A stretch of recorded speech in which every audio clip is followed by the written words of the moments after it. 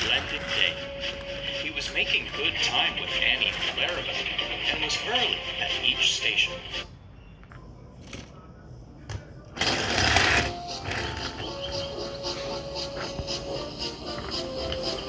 Just like clockwork, Thomas's driver would say. This made Thomas feel very pleased with himself, but he knew that he would not run nearly so well if not for his driver. Thomas had worked with him for years and loved very much. After the day's work was over, Thomas and his driver liked to stop at an old oak tree near the windmill. It was a peaceful spot. Each night, as his driver sat on the fence looking out over the pasture, Thomas could see that his driver was getting old. He wasn't as young or spry as he used to be many years ago.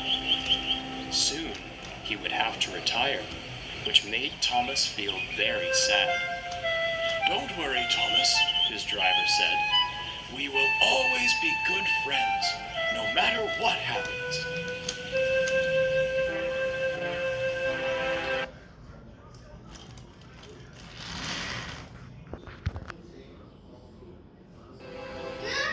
The next morning, Thomas was astonished to find a new driver greeting him in the sheds. "I beg your pardon," Thomas said, "but where is my driver?" "I'm your driver today, Thomas. We've got an early train. Be quick now." Thomas's journey didn't go nearly as smooth as it had yesterday. The new driver didn't have the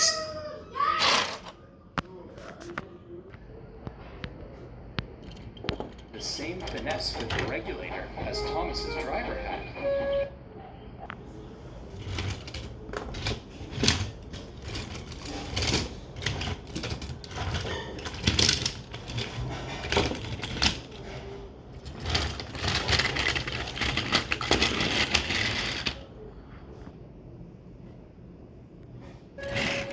Thomas was far less worried about the ease of the journey.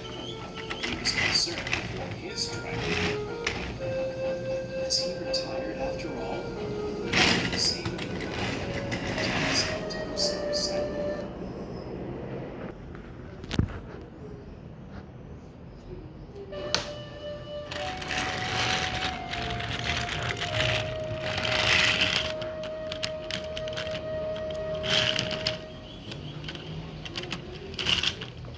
The following morning, and the morning after that,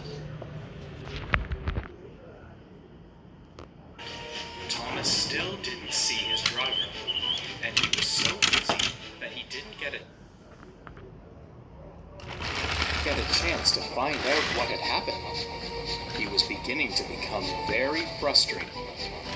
Finally, one afternoon, the new driver tried to move Thomas across the yard to begin shunting, but Thomas wouldn't budge.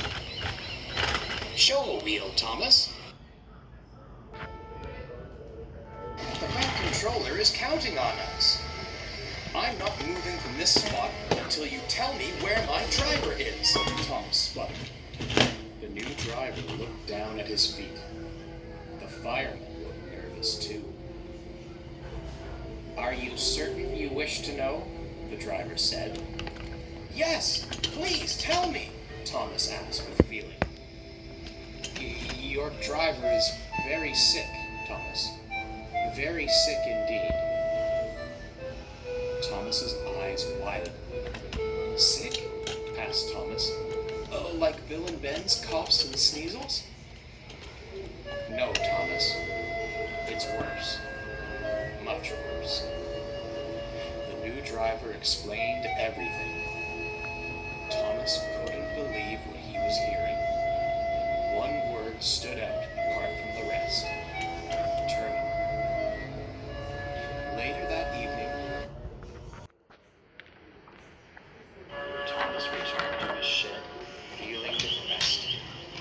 His driver was gravely ill, and there was no way to help. The other engines didn't know what to say or how to make Thomas feel better. The rest of the week, distracted to attend to his work. He shunted the wrong trucks and slowed down. Then, while the big station, Thomas's new driver was called into the Fat Controller's office. He and the Fat Controller walked back out and approached Thomas slowly. The Fat Controller started. I don't know how to tell you this, Thomas, but it is best that you know. We received a message that your driver passed away around 7 o'clock this morning. Thomas's heart sank. Tears formed in his weary eyes. The sun was beating down, but Thomas felt ice cold.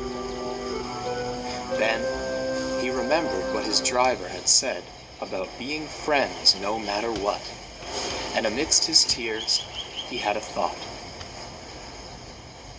Sir, Thomas said meekly, I want to honor my driver in some way, but I don't know what that might be. The Fat Controller smiled.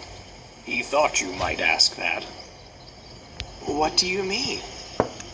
Your driver had a very specific list of requests for his funeral. He wanted you to pull a special train to carry him to his final resting place. And where might that be? A place you know very well. The old oak tree, Thomas said, smiling. It was only fitting for Thomas's special coaches, Annie and Clarabelle, to be used for the special train. Some of the seats were removed to make way for the casket.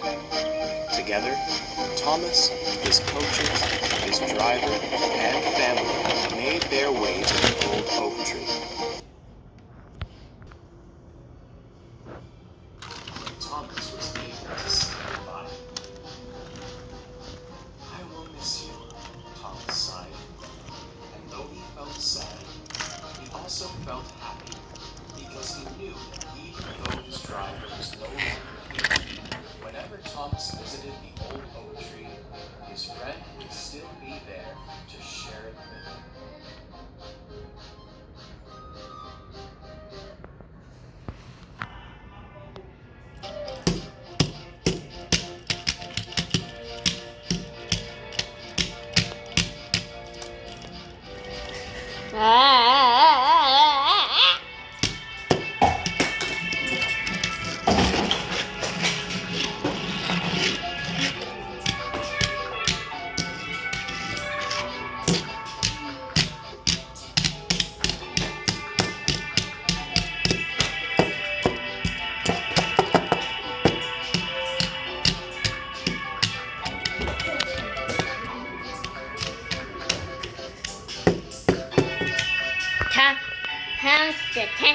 Tom's Toast and Friends Productions.